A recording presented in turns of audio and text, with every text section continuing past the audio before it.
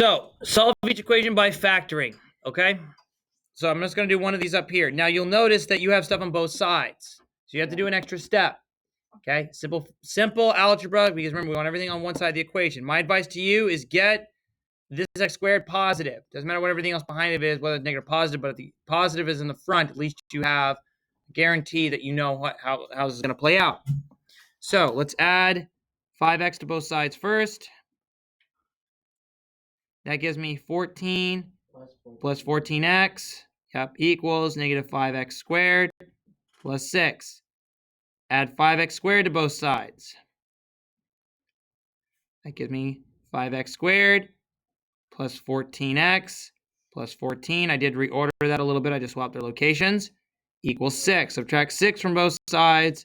So we finally get 5x squared plus 14x plus 8, equals 0. Now, you need to use the rainbow method, right? Remember? Do that in a different color. Add the front number, multiply it by the previous number. Now, in another section or another class, they would talk about this method called slide and divide. I don't use it because it involves fraction division, and if it doesn't divide, you have to move the number, and there's too many what ifs.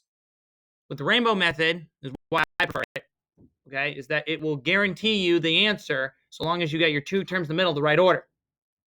Okay, there's less guesswork involved.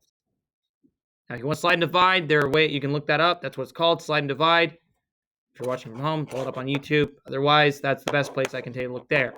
I'm not going to do it just because it's just crazy. Okay? Why do you have to put the equal 0? Habit. Just habit. There's nothing over there, so I just put it there. Those wondering, S equals 0, I just do that habit. You don't have to do that. It's just a habit. Oh. Okay? So we got that. That means I'm going to have a term where it equals 40. I need to find the middle term, which is 14. Obviously, it's going to be 10 and 4, right? Oh, I thought it was 8 and 5. 8 and 5 would give me 13. Oh. Say up. All right. Shh. Now, so 4 and 10. We add these together. So these are multiplied. We get positive 40. We add 4 and 10 together. We get 14. So they check out. I know that's written kind of small. Sorry. Okay? It's wrong. Sorry. Keep going. Okay. So then we split them down here. So we have 4x. We have 10x. However, you'll notice that I wrote those in the wrong order. When I drag my other two terms down, I'm not going to be able to factor out 5 from 4. So I just need to change the order. Oh my God. 10x plus 4x. Okay? Drag these down.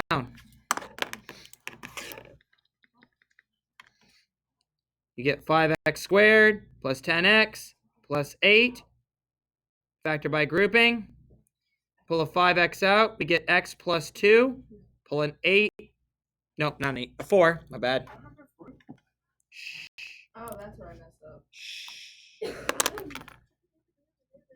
Pull a 2 out. We get, no, 4. I said 4 and I wrote 2. 4, and we get x plus 2. Okay, and there's your answer. Okay. I'm not smart enough for this. I can't even lie to you. I don't need the extra peanut gallery. Come on. You didn't do the last question. I know. What I do? All right, one other thing. I'm sorry. Then to get that step, I forgot. This is actually your final answer. So then you have 5x because here are your twins. Oh, like this? Okay. 5x plus 4 times x plus 2. Okay. And I'll circle it in red. This is your final answer. Okay. So that's how you would do basic factoring. Okay. Just with a more complex involved. Basically balancing everything out. All right. Next up is number 5. Number 5. Okay. Now, number 5, we need a factor by grouping for this one. Okay. Don't try and pull a 5 out yet. Just group it first. Okay. You can always factor GCF at the end. I understand that all these guys have a GCF of 5 involved and technically one of x. But given how the x's are set up, we don't want to mess too much with that, given the fact we want to make sure they're both similar. So sometimes factoring the GCF might not be your best route. Okay, so for the first one, the GCF, we can factor out from 50 and 30. We can factor out 10? 10, so then we would get 10x. So we would get then 5xy minus 3, right? Okay. Then over here, we pull a negative out. We're going to pull a negative 5. Yeah. It gotta be 5. Yeah, it's got to be 5. Negative 5 x. So then we get 12. Yes, 12. 12x plus 5y. Okay? So the problem with this one is, here's the question. Is this one actually, can we go any farther with this one? No. No. So You can't. realistically, this is actually going to be your answer. Now, it's not the cleanest, so if you wanted to be clean, one of our students in the back there did this. He just pulled out, a 5x from the whole thing, Yeah. And then you have and that leaves you with 10x. 10xy minus 6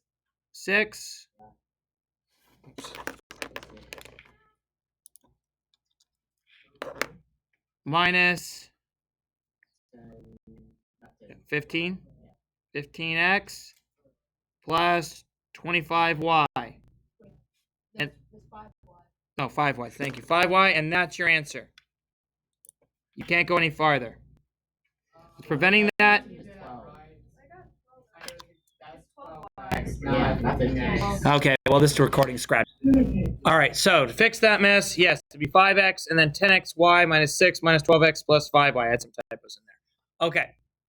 Yes. Yes. All right.